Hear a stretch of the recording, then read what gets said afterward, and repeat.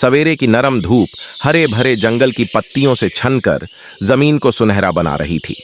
रंग बिरंगे फूल मुस्कुरा रहे थे, तितलियां हवा में नाच रही थीं और पूरा जंगल एक शांत सुंदर सपने जैसा लग रहा था। उसी जंगल के एक कोने में एक प्यारा सा सफेद खरगोश चिंकू अपने गाजर के बगीचे में खेल रहा था। वो फूलों को सूंघता, उछलता कूदता और तितलियों के पीछे भागता। हर चीज में उसकी मासूम खुशी झलक रही थी। लेकिन दूर झाड़ियों के पीछे से एक जोड़ी भूखी आंखें उसे देख रही थीं। ये थी झुमकी, एक चालाक भूखी लोमड़ी। उसकी आंखों में शिकार की चमक थी और मुंह से लार टपक रही थी।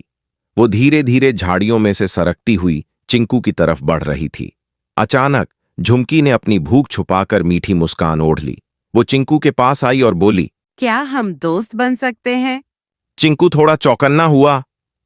उसकी भौहें उठ गईं, लेकिन झुमकी की मासूम सी शक्ल देखकर वो चुप रहा। चिंकू ने मुस्कुराते हुए कहा, अगर तुम सच में दोस्त बनना चाहती हो तो मेरे घर चलो, जंगल के उस रास्ते से। झुमकी ने सिर हिलाया, लेकिन उसकी नीयत अब भी वैसी ही थी, मौका मिलते ही शिकार करना। पर चिंकू भी कोई मामूली खरगोश नहीं था। वो बहुत समझदार था। उसने पहले से ही रास्ते में एक गहरा गड्ढा खोदकर उस पर पत्ते और लकड़ियां बिछा दी थीं, ताकि झुमकी का लालच उसी में गिर जाए।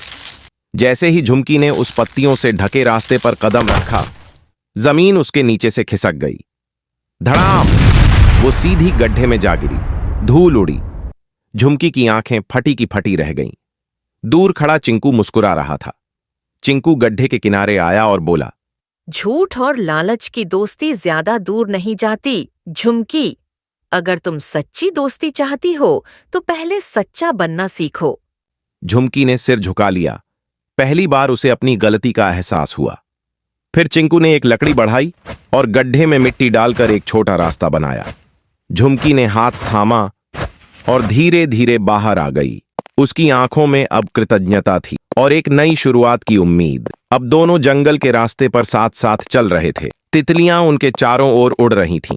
पेड़ों के पीछे से सूरज मुस्कुरा रहा था और उनकी दोस्ती की कहानी एक नई सुबह की तरह शुरू हो चुकी थी।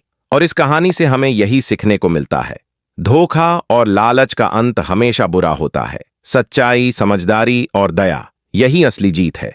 अगर आपको चिंकू और झुमकी की ये मजेदार कहानी पसंद आई हो तो वीडियो को लाइक जरूर करें और ऐसी ही प्यारी प्यारी कहानियों के लिए हमारे चैनल को सब्सक्राइब करना ना भूलें, क्योंकि अगली कहानी और भी मजेदार होने वाली है। मिलते हैं जल्द ही।